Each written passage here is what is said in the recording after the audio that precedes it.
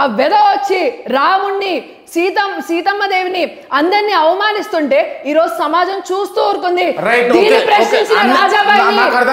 ప్రశ్నించిన రాజాబాయి మీద PD act లేసి ఈ రోజు జైలుకు తరలించడం జరుగుతుంది. సనాతన ధర్మాన్ని ఎవడైనా అంటే వాడు విచ్చలవిడిగా తిరగలుగుతున్నాడు, స్టూడియోలకు వచ్చి ఇంటర్వ్యూలు ఇవ్వగలుగుతున్నాడు, మాట్లాడగలుగుతున్నాడు, సనాతన ధర్మాన్ని కించపరిచేలాగా వ్యాఖ్యలు చేయగలుగుతున్నాడు. కానీ అదే ఇతర మతస్థుల్ని ఎవరైనా మీరు అనే ప్రయత్నం చేస్తుంటే కనుక వాళ్ళందరినీ కూడా ఈ రోజు నడి రోడ్డు మీద హర్ష పరిస్థితి ఏమైందండి. కర్ణాటకలో హిజాబ్ రోజు జరిగినప్పుడు ఆ బజరంగల్ యాక్టివిస్ట్ అయిన హర్షాన్ని పట్టుకొని వచ్చి అర్ధరాత్రి చంపి రోడ్డు మీద పడేస్తే ఇప్పటిదాకా చంపిన వాళ్ళ దాఖలా ఈ సెక్యులర్ ఇండియా డెమోక్రటిక్ ఇండియా అని మాట్లాడే ఈ భారతదేశం మీద సనాతన ధర్మం గురించి మాట్లాడే ప్రతి ఒక్కరికి కూడా వెన్నులో వణుకు పుట్టే విధంగా చట్టాలు రూపొందిస్తే మాత్రమే ఈ రోజు సనాతన ధర్మాన్ని వేలెత్తి చూపించడానికి ఇలాంటి లుచ్చనా కొడుకులు ఎవ్వరికి కూడా దమ్ము రాదు, ధైర్యం చెయ్యరు. అదే ఇతర మతస్థులు మునావర్ ఫారూక్ గాడి వాడి మీద మాట్లాడినందుకు రోడ్ల మీదకి వచ్చి హైదరాబాద్ లో 2 రోజులు అల్లర్లు సృష్టించారు. అదే సీతమ్మ వారిని మాట్లాడిన మునావర్ ఫారూక్ గారిని మాట్లాడినందుకు అగేన్స్ట్ గా ప్రొటెస్ట్ చేసినందుకు హిందూ ధర్మాన్ని పరిరక్షిస్తున్న రాజాబాయిని పీడీ యాక్ట్ వేసి లోపల పెట్టారు. ఈ చట్టాలు మేము ఏమని మాట్లాడాలి? 80 కోట్ల మంది హిందువులు ఉన్న ఈ భారతదేశంలో సనాతన ధర్మం పుట్టిన ఈ గడ్డ మీద ఈ రోజు సనాతన ధర్మాన్ని వేలెత్తి చూపిస్తున్నారంటే హిందువుల్లో ఐక్యమత్య లేకపోవడమే. కేవలం వాళ్ళ రాజకీయ లబ్ధి కోసం పార్టీలు మారుతున్న ఈ హిందువులు మాత్రమే. ఎందుకండి హిజాబ్ రోజు జరిగినప్పుడు కవిత స్పందించింది, నేను బొట్టు పెట్టుకుంటా, వాళ్ళు బుర్కా వేసుకుంటారు, మీరు మాకు చెప్పాల్సిన అవసరం లేదు, మేము ఏం వేసుకోవాలని చెప్పేసి నూపుర్ శర్మ గారు స్టేట్మెంట్స్ ఇచ్చినప్పుడు కూడా కేటీఆర్ స్పందించారు, హరీష్ రావు స్పందించారు, బీఆర్ఎస్ సోషల్ మీడియా హ్యాండిల్ స్పందించాయి. ఈరోజు అదే సనాతన ధర్మాన్ని మొత్తం నిర్మూలిస్తాము, కూకటి వేలతో పెగిలిస్తాము అంటే ఏ ఒక్క నా కొడుకు ఈరోజు బీఆర్ఎస్ పార్టీలో ఓట్లు వేయించుకున్నాడు, ఈరోజు రజాకార్లని నిజాంని రాజాని కీర్తిస్తున్నాడు. ఏమని మాట్లాడాలి? ఈరోజు హిందూ ఆడవాళ్ళని వివస్త్రాలు చేసి బతుకమ్మ ఆడిచ్చాడే, బతుకమ్మ అంట కదా, బతుకమ్మ తీసుకొచ్చిందే కవితక్క అని చెప్పారు కదా, ఆవిడే రోల్ మోడల్ కదా, ఆవిడే సెలబ్రిటీ కదా. మరి అలాంటి బతుకమ్మని గుడ్డలు ఊడదీసి ఆడిస్తే బతుకమ్మని, అలాంటి రాజుని he is a great king, he is my inspiration అని మాట్లాడే నిజాం మాట్లాడిన కేసీఆర్ని ఏమనాలి?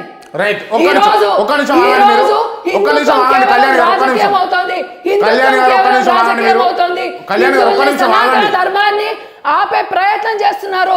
దీన్ని నిర్మూలించే ప్రయత్నం ఇప్పుడు కాదు, బ్రిటిషర్స్ ఇన్వైట్ చేసినప్పుడు జరిగింది. కాంగ్రెస్ గత 70 సంవత్సరాలుగా చేసింది. ఇప్పుడు నరేంద్ర మోదీ గారి పరిపాలనలో ప్రతి ఒక్కరికి కూడా ఐకమత్యం ఉండే విధంగా ప్రతి ఒక్కరిని కూడా సంఘటితం చేస్తూ దేశం కోసం ముందుకు తీసుకెళ్తున్న ప్రధానమంత్రి రోజు నరేంద్ర మోదీ గారు ఉన్నారు కాబట్టి కనీసం ఈ కుక్కలు వీధి వెంబడి తిరగగలుగుతున్నాయి. సూపర్ కళ్యాణ్ గారు, కూల్. అసలు సనాతన ధర్మం గురించి ఉదయనిధి స్టాలిన్ చేసిన వ్యాఖ్యలు ఖండించాలి. ఇక్కడ సనాతన ధర్మం గురించి ఉదయనిధి స్టాలిన్ కాన్ఫరెన్స్ ఏదైతే ఉందో ఇది చాలా మందిని కూడా గ్యాదర్ చేస్తోంది. ఈ నాస్తికులు అనే పేరు పెట్టుకొని బైరి నరేష్ లాంటి కుక్కలు ఈ రోజుకి కూడా ఇంకా సమాజంలో తిరుగుతున్నారు. ఈ రోజుకి కూడా స్టూడియోస్ కి వచ్చి ఇంటర్వ్యూలు ఇస్తున్నారు. ఈ రోజుకి కూడా వాడు చేసే దిశా నిర్దేశం వినడానికి ప్రజలు ఉన్నారు. దానికి మిలియన్స్ ఆఫ్ వ్యూస్ వస్తున్నాయి. ఈ రోజు అదే రాజాబాయి స్టేట్మెంట్ ఇస్తే పీడీ యాక్ట్ పడి జైల్లో ఉన్నాడు.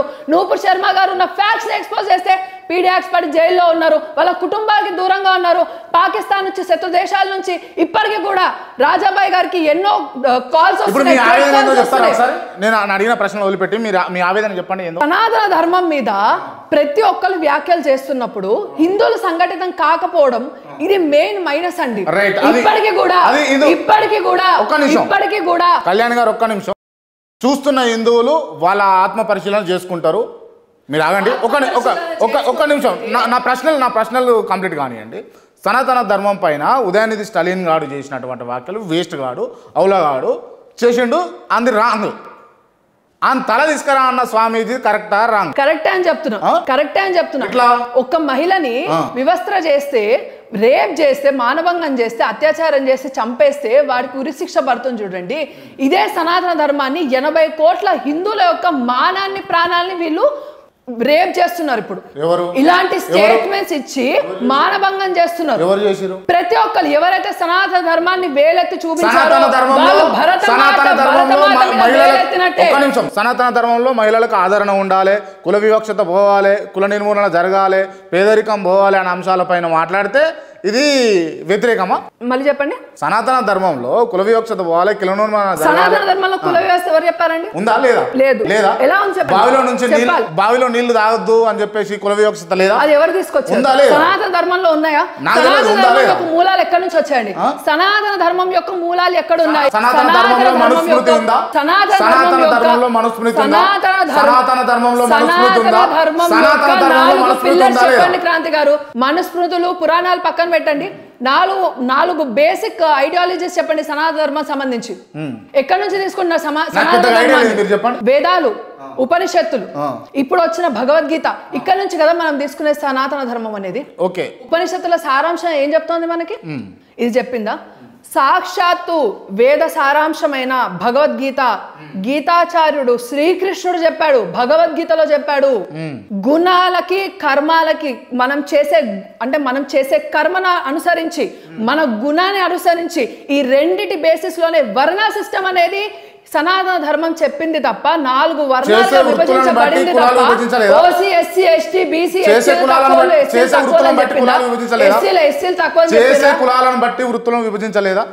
కులాలు ఏంటండి? చేసే వృత్తులను బట్టి కులాలను విభజించలేదా అంటున్నా. అదే చెప్తున్నా అండి. కర్మ, నేను పుట్టుకతో బ్రాహ్మణ్, ఇప్పుడు ఫర్ ఎగ్జాంపుల్ నేను పుట్టుకతో బ్రాహ్మణ్ అయినా వేరే కులస్తులు, ఇప్పుడు మీరు తీసుకున్న కాన్స్టిట్యూషనల్ బేసిస్ ఆఫ్ డివిజన్స్ ఏవైతే ఉన్నాయో, క్యాస్ట్ బేస్డ్ డివిజన్స్, సనాతన ధర్మము ఏదైతే గ్రంథాలు చూసే కోణంలో అదే మా కాన్స్టిట్యూషన్ గా తీసుకుంటారు. అందులో మీరు చెప్పేది ఏమంటే మంగళ పని చేసేవాళ్ళు మంగళంలో ఉండాలి, చాలా తప్పు, ఇది చాలా తప్పు క్రాంతి గారు. హిందువులని సంఘటితం కాకుండా చేయడానికి కాన్స్టిట్యూషనల్ బేసిస్ గా వచ్చిన ఈ క్యాస్ట్ రిజర్వేషన్ సిస్టమ్ మీద దీన్ని తీసుకొచ్చి మీరు ఎంతో పురాతనమైన సనాతన ధర్మం మీద రుద్దే ప్రయత్నం చేస్తున్నారు. గీతలో క్లియర్ గా మెన్షన్ చేయబడి ఉంది, మనం చేసే పని బట్టి, మన గుణాల బట్టి, మన వర్ణ సిస్టమ్ డివైడ్ అయి ఉంటది. కళ్యాణ్ గారు, నేను మీరు ఆగండి.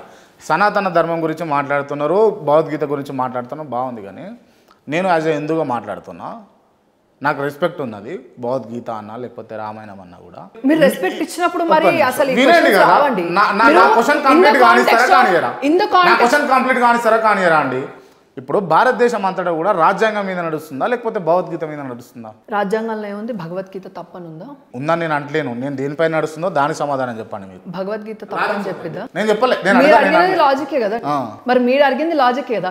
మీరు ఇక్కడ తీసుకొచ్చిన పాయింట్ ఏమో సనాతన ధర్మం మీద రుద్దుతున్నారు, కుల వ్యవస్థను సనాతన ధర్మం మీద రుద్దుతున్నారు. మరి అదే తీసుకెళ్లి నాకు ఎటువంటి వివక్షత లేదు.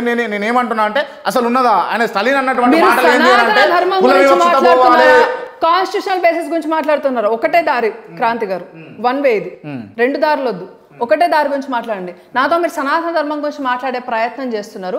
ఈ క్యాస్ట్ సిస్టమ్ ని కాన్స్టిట్యూషనల్ బేసిస్ గా హిందువుల మీద రుద్ది కాకుండా నేను ఒకటి అడుగుతా, చెప్పండి. సనాతన ధర్మంలో కానీ మనుస్మృతిలో కానీ ఈ సతీ సాగమనం కావచ్చు, లేకపోతే అంటరానితనం కావచ్చు, లేకపోతే కుల వివక్షత కావచ్చు, ఇవన్నీ ఉన్నాయా లేవా చెప్పండి. నాకు తెలియదు, ఉన్నాయా లేవా? ఇవన్నీ అబాలిష్ అయిపోయండి. ఉన్నాయా లేవా చెప్పండి. అంటే రాసి రాలా? నేను హిందుత్వంలో సనాతన ధర్మంలో బేసిక్స్ మనుస్మృతి కాదండి. మనుస్మృతి అంటే మీకు గౌరవం ఉందా? మనుస్మృతి అనేది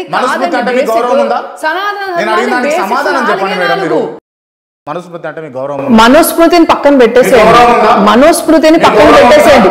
మీరు మీరు అడుగుతున్నారు కదా నన్ను ఈ ఏమంటారు ఈ అంటరానితనం గురించి, నేను ప్రతి దానికి సమాధానం చెప్పడానికి సిద్ధంగా ఉన్నాను. మీరు వినడానికి సిద్ధంగా ఉన్నారా? నేను వర్ణ సిస్టమ్, కులానికి సంబంధించి క్యాస్ట్ బేస్డ్ గురించి మీరు మాట్లాడతారు. నేను సనాతన ధర్మాన్ని మీరు దాని మీద రుద్దుతున్నారు. మీరు అది చెప్తున్నారు కదా, నేను క్లియర్ గా నేను ఒకటే ఒక ఆన్సర్ ఇస్తుంది. సనాతన ధర్మంలో ఓన్లీ ఒక 3 డివిజన్స్ ఉన్నాయండి. మీరు ఏ జీవినైనా చూడడానికి 3 డివిజన్స్ ఉన్నాయి. అంటే దీన్ని మించిన 4వ డివిజన్ ఇంకొకటి లేదు. ఆ 3 డివిజన్లు ఏందో చెప్పరా? ద్వైత సిద్ధాంతం, అద్వైత సిద్ధాంతం, విశిష్ట అద్వైత అవన్నీ ఏం సిద్ధాంతం. తెలనోడు ఈ ఎట్లా చూడాలి? 3 సిద్ధాంతాలు సరే, కాకుండా అవన్నీ మీకు తెలుసు. నేను చెప్తానండి, తెలనోడు ఎట్లా నేను బతకాలా? చెప్తానండి. తెలియనోడు ఎట్లా బతకాలి అంటే తెలియదు కాబట్టి మీరు సనాతన ధర్మం మీద బురద జల్లే ప్రయత్నం చేస్తున్నారంటే తప్పండి. సనాతన ధర్మంలో లూప్ హోల్స్ ఎతికే ప్రయత్నం చేస్తున్న వీళ్ళందరూ కూడా ఈ సనాతన ధర్మంలో ఉన్న ఆ నాలెడ్జ్ యొక్క పవర్ని డిస్ట్రాయ్ చేయడానికి తరతరాలుగా ప్రయత్నిస్తున్న వాళ్ళే. ఎందుకంటే వీళ్ళ యొక్క ఐడియాలజీని సొసైటీ మీద రుద్దే ప్రయత్నం చేయాలి కాబట్టి, ఇది ఆల్రెడీ ఇది అప్గ్రేడెడ్ వర్షన్ కాబట్టి ప్రతి ఒక్క జీవికి సంబంధించి ఎన్నో ఆధారాలు ఉన్నాయండి. ప్రతి ఒక్క సెల్ గురించి, డిఎన్ఏ గురించి మాట్లాడుతుంది మన సనాతన ధర్మం. వేదాలు మాట్లాడితే ఎంతో నాలెడ్జ్ ని ఇప్పుడు మనకి ఒక జ్ఞాని ఉండడం, అజ్ఞాని ఉండడం, ఒక చిన్న లైన్ ఉంది, ఒక లైన్ ఉందండి. దీని ఈ గీతని చిన్నగా చూపించాలి అంటే పక్కన పెద్ద గీత వేయాలి. పెద్ద గీత ఉన్నంత మాత్రం ఈ గీత చిన్నగా అయిపోదు. కానీ ఇప్పుడు రాజకీయ వ్యవస్థలో ఇప్పుడు జరిగే ప్రయత్నం, ప్రతి ఒక్కరు చేసే ప్రయత్నం కూడా అదే. సనాతన ధర్మాన్ని చిన్నగా చూపించడానికి పక్కన ఈ సనాతన ధర్మం అనేది మూఢనమ్మకం అనే ప్రయత్నం చేస్తూ ఇంకా వేరే ఇతర ఈ కోణాల్లో అంటే మేము నాస్తికులం అని చెప్పుకుంటూ ఒకళ్ళు, లేకపోతే మేము ఇంకో మతాన్ని నమ్ముతాం కానీ దీన్ని అరే నువ్వు విశ్వసించకరా భయ్, నేను ఎవడు విశ్వసించమన్నాడు? ఎవడైతే దీన్ని చదువుతున్నాడో, ఎవడైతే తెలుసుకున్నాడో వాడు ముక్తిని చెందాడు. నువ్వు తెలుసుకున్నావా నువ్వు ధన్యుడివి, లేదా నీ ఇష్టం, అది it's your life and your ideology. Okay, ఈ లైన్ చిన్నగా చూడడానికి ఒక పెద్ద గీత గీస్తూ ఈ సనాతనాన్ని అంతమొందించే ప్రయత్నం చేసే మూల కారణం వాళ్ళ ఐడియాలజీని సొసైటీ మీద రుద్దే ప్రయత్నం మాత్రమే. దయచేసి సనాతన ధర్మం చెప్పిన విధంగా ఈ ద్వైత, అద్వైత, విశిష్ట అద్వైత సిద్ధాంతాల్లో ఎక్కడ కూడా ఒక జీవి తక్కువ, ఒక జీవి ఎక్కువ అని మెన్షన్ చేసింది లేదు. లేదు.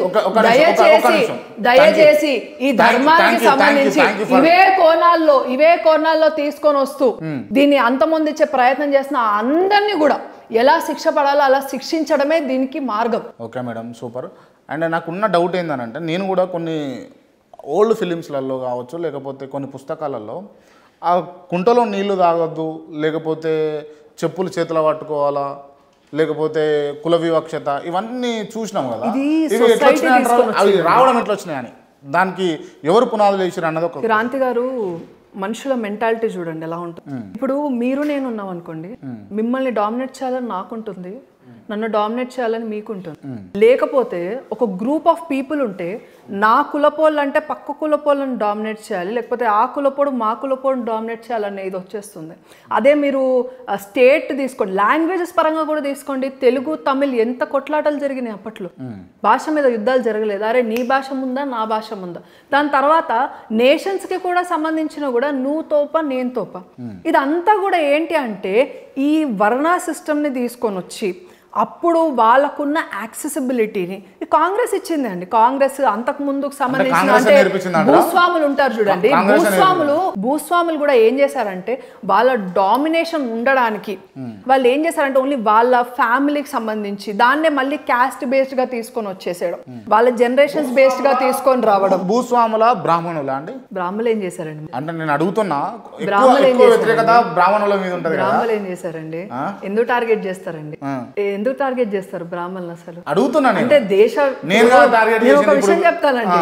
అంటే ఒక అబుదాబి నుంచి అంటే దుబాయ్ నుంచి వచ్చిన సుల్తాన్ ఏమో ఇక్కడ వచ్చి జై శ్రీరామ్ అంటాడు, ఒక యూకే ప్రైమ్ మినిస్టర్ వచ్చి జై శ్రీరామ్ అని అంటాడు. ఒక పోప్ భారతదేశం మీద అడుగు పెట్టాలంటే ఫస్ట్ మోపేది నా పాదం కాదు నా తల అని చెప్పేసి ఈ గడ్డకి మోకరిల్లుతాడు, ఈ మట్టిని శిరస్సును దాలుస్తాడు. ఇంత గొప్ప ధర్మం ఉంది ఈ భారతదేశం మీద. కానీ ఇదే వర్ణ సిస్టమ్ అని, ఇదే క్యాస్ట్ సిస్టమ్ అని ఎవరైతే వేదాలు చదువుతారో వాళ్ళనే టార్గెట్ చేస్తూ వాళ్ళే సుపీరియర్ అంటే ఆబ్వియస్లీ అండి మన ధర్మాలు చెప్తున్నది బ్రాహ్మణ కోణము పుట్టుకతో కాదండి. బ్రాహ్మణ కోణం అనేది నువ్వు నేర్చుకున్న విద్య బట్టి. ఎంతమంది వేదాలు ఎవరైనా నేర్చుకోవచ్చు, వేదాలు ఎవరైనా నేర్చుకోవచ్చు. వర్ణ సిస్టమ్ అనేది ఉందని చెప్తున్నా కదా హిందూ ధర్మంలో. పిచ్చి పట్టిందా నీకేమైనా? ఎప్పటి నుంచి చూస్తున్నా ఇదే టాపిక్. వర్ణ సిస్టమ్ ఉందని చెప్తున్నాను కదా, నువ్వు కూడా నేర్చుకోవచ్చు, నేను కూడా నేర్చుకోవచ్చు, అన్న వాళ్ళు ఎవరైనా నేర్చుకోవచ్చు. ఇక్కడ సనాతన ధర్మంలో వర్ణ సిస్టమ్ మాత్రమే ఉంది, పుట్టుకతో కాదు. వీళ్ళు తక్కువ వీళ్ళు ఎక్కువ అనేది లేదు హిందూ ధర్మంలో. ఎందుకు మాట్లాడుతున్నా నాకు అర్థం కాదు. వర్ణ సిస్టమ్ ఉంది, నీ క్లారిటీ లేదా? ఇప్పుడు కీసరాగా మన వేద పాఠశాలకు పోతే ఎంతమంది నాన్ బ్రాహ్మిన్స్ అక్కడ వెళ్ళి వేదం నేర్చుకుంటున్నారు? నీ క్లారిటీ ఉందా లేదా? ఎంతమంది వేద పాఠశాలలో ఓన్లీ బ్రాహ్మిన్స్ మాత్రమే అర్హులు అని చెప్పేసి ఎక్కడైనా చెప్పారా? అరే క్యాస్ట్ సిస్టమ్ అబాలిష్ చేయమంటే సగం మంది ఎస్సీ ఎస్టీలు రోడ్డు మీదకి వస్తారు మా రిజర్వేషన్ దొరకదని చెప్పేసి. మొన్న మణిపూర్లో జరిగిన ఇష్యూ కూడా ఈ క్యాస్ట్ రిజర్వేషన్ బేస్డ్ మీదనే జరిగిన అల్లర్లే ఇవన్నీ. హిందువులందరినీ ఐక్యంగా ఉండకుండా చేసిన క్యాస్ట్ బేస్డ్ సిస్టమ్ని నిర్మూలించాలి అంటే ఈ రిజర్వేషన్స్ అనే ఒక ఏమంటారు ఒక కుక్కకి బిస్కెట్లు పడేసినట్టు పడేసి మనల్ని ముందుకు తీసుకెళ్లే ప్రయత్నం చేస్తున్నారు. అప్పుడు జరిగిన సిచ్యువేషన్స్ వల్ల అప్పుడున్న భూస్వాములు వాళ్ళ డామినెన్స్ని చూపించుకోవడానికి ఈ బావిలు మావి, దీంట్లో అడుగు పెట్టద్దు, లేకపోతే ఇవి మావి, ఈ గుడి మాకే సొంతము, దేవుడు మావాడే, మేమే వెళ్ళి పూజలు చేసుకోవాలి, మాకే ప్రియారిటీ ఉండాలని చెప్పేసి అవన్నీ కనిపెట్టిన దాన్ని తీసుకొని పోయి అసలు ఎక్కడ ఇలాంటివి మెన్షనే చేయలేని సనాతన ధర్మం మీద రుద్ది ఇప్పుడు అది మొత్తాన్ని తప్పు అని చూపించే ఈ ఈక్వేషన్స్ ఏంటి చెప్పండి, నాకు అర్థం కాదు. ఇది చాలా తప్పు క్రాంతి గారు. మీలాంటి మీడియా ఛానల్స్ కూడా ఈ ధర్మాన్ని ముందుకు తీసుకెళ్లే ప్రయత్నం చేయాలి, కానీ దీనికి ఎక్కడికక్కడ ప్రతి దానికి కూడా మెలికబెట్టి దానికి ముడేసి లాగి దాన్ని చేసుకుంటున్నారు. నేను దాంట్లో ఉన్న తప్పిదాలు జనాలు అనుకుంటున్నటువంటి విషయాలు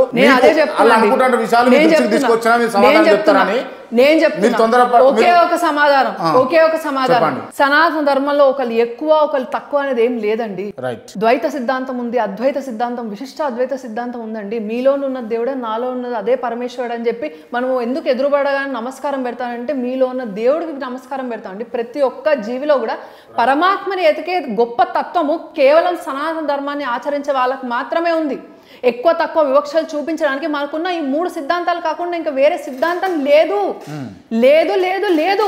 ఈ caste system, division of people, constitutional ప్రకారంగా వచ్చిన రిజర్వేషన్ సిస్టమ్లు ఇవన్నీ కూడా దీన్ని తీసుకొని వెళ్ళి మనం కేవలం 70 సంవత్సరాల కింద మాత్రమే రాజ్యాంగాన్ని నిర్మాణం చేసుకున్నాము, రాజ్యాంగాన్ని నిర్మించుకున్నాము, రాసుకున్నాము. కానీ వేలాది సంవత్సరాల కింద మనకి ఒక మార్గనిర్దేశం చేశారు ఋషులు, మహర్షులు, గొప్ప గొప్ప వాళ్ళందరూ కూడా. ఇక్కడ ఒకళ్ళు ఎక్కువ ఒకళ్ళు తక్కువ ఎవరు లేరండి. ఎప్పుడో చెప్పింది మన ధర్మం. ఇక్కడ ఎవరు ఎక్కువ తక్కువ లేరండి. కాటికి పోయేటప్పుడు నీ వాళ్ళు ఎలా కాలుతుందో నా వాళ్ళు అలానే కాలుతుంది. నేను పుట్టేటప్పుడు నా తల్లిదండ్రులు ఏ శ్రమ పడ్డారో నీ తల్లిదండ్రులు అదే శ్రమ పడ్డారు. నీ శరీరంలో ఉన్న పంచభూతాలు నా శరీరంలో కూడా ఉన్నాయి. ఈ మాయా ప్రపంచాన్ని మొత్తాన్ని కూడా భాగవతంలో ఎంతో స్పష్టంగా దాన్ని వర్ణించడం జరిగిందండి. జీవుల యొక్క ప్రయాణం ఎలా ఉంటుంది, ఒక్కొక్క జీవిలో ప్రయాణం జీవుడు చేస్తూ తుట్టతుడన్న లాస్ట్లో హ్యూమన్ బీయింగ్ అంటే ఒక మనిషి శరీరం దాల్చి అసలు వాళ్ళ యొక్క మెయిన్ మోటివ్ ఏంటి అది కనుక్కోవడానికే మన జీవితాన్ని మనకి ఇచ్చారు. కానీ మనం అది వదిలేసి ప్రాపంచిక విషయాల్లో ఎక్కువ లీనమైపోయి ఈ ధర్మాన్ని ఏకంగా మళ్ళీ తిరిగి వేలు చూపించే ప్రయత్నం చేస్తామంటే దీనికోసం పాటుపడ్డ ఋషులను, మునులను, దేవతలను, గురువులను అందరినీ కూడా మనం అవమానించిన వాళ్ళమే. మన తరాలు, ముందు తరాలు, వెనక తరాలని మనం చూసుకున్నట్టయితే మన తాతలు, తండ్రులు, ముత్తాతలు వాళ్ళని చూసుకున్నట్టయితే ఈ ధర్మం కోసం దీన్ని కాపాడటం మనం ఉన్న తెలంగాణ రాష్ట్రంలోనండి. ఈ నిజాం అకృత్యాల నుంచి ఈ హిందూ ధర్మాన్ని రక్షించడం కోసం ఎన్నో సంస్థలు ఏర్పడ్డాయి. ఈ రోజు నేను ఇలా కూర్చున్నా, మీరు ఇలా కూర్చున్నా, ధర్మం గురించి మనం మాట్లాడుకోగలిగా అంటే ఇంత కాన్స్టిట్యూషనల్ రైట్స్ మనకు వచ్చాయి అంటే ఆ రోజు సర్దార్ వల్లభాయ్ పటేల్ గారు చేసింది మాత్రమే. ఎంతో మంది వీరోచిత పోరాటాలు చేసి ఈరోజు ధర్మం బతికింది. ఈ ధర్మాన్ని మళ్ళీ ముందుకు తీసుకెళ్సిన బాధ్యత మన మీద ఉంది. అంతేగాని ఎవరెవరో ఏదేదో వాగారని చెప్పేసి వాళ్ళన్నిటిని కూడా ఐడియాలజీని అన్నిటిని కూడా మళ్ళీ తీసుకొచ్చి సనాతన ధర్మాన్ని సగం జ్ఞానం ఉన్న వాళ్ళందరినీ తీసుకొచ్చి దీని మీద రుద్దే ప్రయత్నం చేస్తూ ఈ ధర్మాన్ని కించపరిచే ప్రయత్నం మాత్రం దయచేసి చేయకండి. రైట్, ఓకే అండి. ఈ విషయం పక్కన పెడితే సనాతన ధర్మం విషయం గురించి మేము హిందూ ధర్మం గురించి మాట్లాడితే మేము కమ్యూనల్ అయిపోయాం. ఈరోజు మా మీద పీడీ యాక్ట్లు పడుతున్నాయి, జైల్లోకి వెళ్ళే పరిస్థితి ఉంది. అదే ఫేస్బుక్ ఓపెన్ చేయండి, ముస్లిమ్స్ పెడతారు, అరే నేను 10 మందిని అన్నాను, ఇంకో 10 మందిని అంటా, నా జనాభా పెంచుకుంటా, రేపు భారతదేశంలో పాకిస్తాన్ జెండా ఎగరేస్తాను వాడు ఈజీగా ఫేస్బుక్లలో పెట్టుకోగలుగుతాడు, ఈజీగా ఇన్స్టాగ్రామ్లో పెట్టగలుగుతాడు, ఈజీగా కామెంట్స్ చేయగలుగుతాడు. కానీ కేంద్రం ఏంటండి, అసలు కేంద్రం ఏంటి, స్టేట్ ఏంటి, మళ్ళీ మీరు కాన్స్టిట్యూషనల్ బేస్కి వెళ్తే దీనికి సంబంధించిన లాస్ వేరేగా ఉంటాయి. నేను చెప్పేది ఏంటంటే ఐకమత్యం లేకపోవడము. ఉదయనిధి స్టాలిన్ ఇన్ని మాటలు అంటే ఎంతమంది హిందువులు గడప దాటి రోడ్డు మీదకి వచ్చారు, లేకపోతే ఎంతమంది హిందువులు రేపొద్దున ఇలాంటి ఒక మూర్ఖుడి పరిపాలన వస్తే మళ్ళీ నిజాం లాంటి కాలము అలాంటి ఒక పరిపాలన మళ్ళీ ఎంతమంది గొల్లాలు వేసుకొని లోపల ఉంటారు, ఎంతమంది గడప దాటి పోరాటం చేస్తారన్న దానికి ఈ మతాలకి ఉన్న వ్యత్యాసం. కానీ ఈ ధర్మం రక్షించబడకపోతే రేపు ఈ ప్రపంచం రక్షించబడదు. ఈ ధర్మం ఉంది కాబట్టి ఓర్పు సహనం అనేది నేర్పించింది. ప్రతి ఒక్కరిలో అంటే సమానంగా ఇంకొక వ్యక్తిని ఎలా చూడాలో నేర్పించిందండి. మనుగడ ఎలా సాగాలో నేర్పించింది. ఓకే భార్గవి కళ్యాణ్ గారు, అంటే నేను పర్టికులర్గా ఈ క్వశ్చన్ మిమ్మల్ని మొదటిగానే చెప్పిన, కొన్ని క్వశ్చన్లు మిమ్మల్ని అడగాలి, మీ నుంచే సమాధానం వినాలని చెప్పేసి. బండి సంజయ్ అని అంటే రక్తం చిందించడానికి సైతం వెనుకాడని సైనికుల్లో మీరు ముందు. కాబట్టి బండి సంజయ్ గారిని అధ్యక్ష పదవి నుంచి తొలగించినప్పుడు మీ పరిస్థితి ఏంది? పరిస్థితి ఏముంటుందండి, నెల రోజులు ఎవరికి కనిపించలేదు. మా బాధ ఏంటి, మేము ఎలా ఏడ్చాము అనేది 4 గోడలకే తెలుస్తుందేమో. వాటికి నోరు ఉంటే కనుక అవి ఇంటర్వ్యూ ఇచ్చేవి మీకు, కానీ చాలా చాలా బాధ అనిపించింది ఇది. ఎందుకంటే ఆయన పోరాటం అలా ఉండిందండి ఈ రాష్ట్రంలో. అంటే బిఫోర్ సంజయ్ అన్న ఏంటి పార్టీ అనేది ఆ ట్రావెల్ చేసిన వాళ్ళే చెప్తున్నారు. ఆఫ్టర్ సంజయ్ అన్న పార్టీ ఏంటి అనేది కూడా ట్రావెల్ చేసిన వాళ్ళు చెప్తున్నారు. They can clearly differentiate between before and after. అంటే ఒక గీత పడిపోయింది అనమాట. బీజేపీ తెలంగాణ అంటే బిఫోర్ బండి సంజయ్ అన్న, ఆఫ్టర్ బండి సంజయ్ అన్న, ఇది అయిపోయింది. ఇది మార్క్. దీన్ని మనం ఏమి చేయలేము. ఎందుకంటే బండి సంజయ్ గారు అధ్యక్షునిగా కొనసాగి ఉంటే ఇప్పుడు జరగబోయేటటువంటి సార్వత్రిక ఎన్నికల్లో ఊపు ఉండేది కదా బీజేపీ పార్టీకి. ఇది వాస్తవానికి కూడా చెప్పాలంటే అండి, కార్యకర్తలందరినీ కూడా సమిష్టిగా దగ్గరకు తీసుకొని వచ్చి ఒకటే ఒక సంకల్పం మీద పోరాటానికి ముందుకు తీసుకెళ్లారు. ఒక మిలియన్ మార్చ్ తరహానే ఆయన చేసిన ఉద్యమాన్ని మనం పోల్చొచ్చు. ఇంకొక నిజాం మీద చేసిన పోరాటం, ఇంకొక బ్రిటిషర్ల మీద చేసిన స్వతంత్ర పోరాటం లాగా బండి సంజయ్ కుమార్ గారు ఏదైతే ఈ లీడ్ చేశారు చూడండి, తెలంగాణ స్టేట్లో బీజేపీ పాలిటిక్స్ని కానీ అసలు ఈ పొలిటికల్ స్టాండ్ మొత్తాన్ని కూడా స్టేట్లో మార్చేశారు చూడండి. ఈ కోణాన్ని మొత్తం మీరు చూసుకుంటే it has bring a lot of, అంటే మీ న్యూస్ ఛానల్స్కి న్యూస్ వచ్చింది, నిజానికి వాస్తవానికి కూడా ప్రజల యొక్క కష్టాలు ముఖ్యమంత్రి దాకా చేరాయి. ఈ బీజేపీ యొక్క భయానికి ముఖ్యమంత్రి కూడా దిగొచ్చి మాట్లాడాల్సిన పరిస్థితి ఏర్పడింది. బండి సంజయ్ గారు నిజంగా అంటే ఈ అధ్యక్ష పదవి నుంచి పక్కకు పంపించడానికి బీఆర్ఎస్ పార్టీ హస్తం ఉన్నదా? లేదు. ఎందుకంటే బీజేపీలో జరిగే నిర్ణయాలన్నీ కూడా అంటే ఏంటంటే ఒక ఏకపక్ష నిర్ణయం అనేది ఎక్కడ జరగదండి. భారతీయ జనతా పార్టీలో ఏంటంటే నాయకులందరూ సమిష్టిగా ఒక నిర్ణయం తీసుకుంటారు. దాన్ని కూడా ఒకసారి విశ్లేషించి పరిశీలించి వాళ్ళకు వచ్చిన రిపోర్ట్స్ అన్ని అంశాన్ని దగ్గర పెట్టుకొని వాళ్ళు ఒక నిర్ణయం తీసుకోవడం జరుగుతుంది. సంజయ్ గారు పార్టీ నుంచి అంటే ఒక రకంగా నాకైతే పార్టీ నుంచి బయటికి పంపించినట్టే అనిపించింది. మీకేమనిపించింది? బండి సంజయ్ గారి గురించి అంటే ఈ టైంలో నేను మాట్లాడడం అంటే, మీరు ఆయన జిఎస్ చేయకముందు ఇదే ఇంటర్వ్యూ మీరు తీసుకొని ఉంటే నేను మాటలు తక్కువ కన్నీళ్ళు ఎక్కువ వచ్చేవి. ఎందుకంటే కార్యకర్తల్లో చాలామంది కూడా కళ్ళ నుంచి రక్తాలు గారే అంటారు చూడండి. అంత బాధ, గుండెల్లో నుంచి బాధపడింది సంఘటన ఏదైనా ఉంది అంటే బండి సంజయ్ కుమార్ గారిని స్టేట్ ప్రెసిడెంట్ తొలగించడం. అసలు ఆ వార్తలు 3-4 రోజుల ముందు నుంచి వస్తున్నాయి. మీడియా ఛానల్స్ ఆల్రెడీ కవర్ చేసేస్తే ఇంకా అది ఫిక్స్ అన్నట్టు వేసేసే. కానీ మాకు ఇంటర్నల్ ఇన్ఫర్మేషన్ ఇంకా ఫైనల్ కాలేంటే అమ్మ అవ్వద్దు అని మేము అందరం, అంటే మా బాధ మాకు ఉందండి. ఒకటే కారణం ఏంటి అంటే, ఆయన ఒక నాయకుడి కన్నా ఎక్కువ ఒక లీడర్ని, నేను ఒక స్టేట్ ప్రెసిడెంట్ని, నేను ఒక ఎంపీని, నాకు సెంట్రల్లో క్యాడర్ ఉంది, నాకు సెంట్రల్లో అది ఉంది ఇది ఉంది అనే ఒక తలపోగర కన్నా నేను మీలా కార్యకర్తనే, మనందరం కలిసి పార్టీ కోసం పనిచేయాలనే దోస్తానే ఉంటుంది చూడండి. దానివల్ల అందరు కార్యకర్తలు దగ్గర అయిపోయారు. బండి సంజయ్ కుమార్ గారిని అందరూ అన్న అంటారు, లేకపోతే ఇంకా ఛానల్లో మామ అంటారు. పిల్లలు అందరూ మామ అంటారు, మావయ్య అని పిలుస్తారు. అందరూ అన్న అని పిలుస్తారు. అంటే ఇంట్లో మనిషిలాగా ఆప్యాయత. ఆయన ఏదో స్టేట్ ప్రెసిడెంట్, నాంపల్లి స్టేట్ ఆఫీస్లో కూర్చున్న స్టేట్ ప్రెసిడెంట్ కాదు. ఆయన ప్రతి గల్లీ ప్రతి గడప దొక్కి వాళ్ళు పెట్టే ఛాయ్ చక్కెర ఎక్కువైనా తక్కువైనా తాగి వాళ్ళతో మాట్లాడి వాళ్ళ కష్టాలను తెలుసుకొని ముందుకెళ్ళిన వ్యక్తి. కాబట్టి ప్రతి ఒక్కరికి ఇది కేవలము ఆయన వెంబడి తిరిగిన కార్యకర్తలు కాదు, ఆయన పాదయాత్ర చేస్తున్నప్పుడు ఎంతోమందిని కలిశారు. మీరు చూస్తున్నట్టే ప్రజలు అరే సంజయ్ అన్న లేకపోవడం ఏంటి, సంజయ్ అన్నని తీసేశారు, సంజయ్ అన్నకి ఏమైందంటే బండి సంజయ్ కుమార్ గారు అనే మార్క్ ఏదైతే ఉందో it is not only just limited to party కార్యకర్తాస్, it has gone beyond that. అంటే ప్రజల్లోకి వెళ్ళిపోయాడు మనిషి. ఆల్రెడీ కరీంనగర్ పార్లమెంట్లో ఆయనకంటూ ఒక ఊపు ఉంది, ఆయనకు ఒక స్టాండర్డ్ ఉంది, ఆయనకు ఒక వాల్యూ ఉంది. ఈ దేశం కోసం ధర్మం కోసం నమ్ముకున్న సిద్ధాంతం కోసము ఆయన పనిచేస్తున్నారు అని కేంద్ర నాయకత్వం గుర్తించి ఆయన రాష్ట్ర అధ్యక్షులు చేశారు. అంటే మా కార్యకర్తల్లో ఉన్న బాధ అంతా ఏంటి అంటే బండి సంజయ్ కుమార్ ఇప్పుడు అంతకుముందు పూర్వం ఉన్న రాష్ట్ర అధ్యక్షులందరికీ కూడా అవకాశం దొరికిందండి. అంటే రాష్ట్ర అధ్యక్షుని చేసిన తర్వాత ఎన్నికల్ని ఫేస్ చేయడం. బండి సంజయ్ కుమార్ గారు ఏకదం ఒక హైప్ తీసుకొచ్చేసారు. అంటే చాలా మంది కూడా నియోజకవర్గానికి ఒక 20-30 మంది కొట్లాడే సిచ్యువేషన్ని, అంటే ఒక ఆ బీఫామ్ కోసం పోటీ పడే సిచ్యువేషన్ని ఆయన తీసుకొచ్చారు, కల్పించారనమాట. అంటే బీజేపీకి ఒక స్టాండర్డ్ ఉంది రాబాయ్ అని. ఇంకా ఎక్కడైనా అరెస్టులు చేయాలని ఏం చేయాలి, వీడు బీజేపీ కార్యకర్త, వీడిని ముట్టుకుంటే ప్రాబ్లం, వీడిని అరెస్ట్ చేసిన సంజయ్ అనే సీదా వచ్చి పోలీస్ స్టేషన్ ముందు కూర్చొని ధర్నా చేస్తాడు.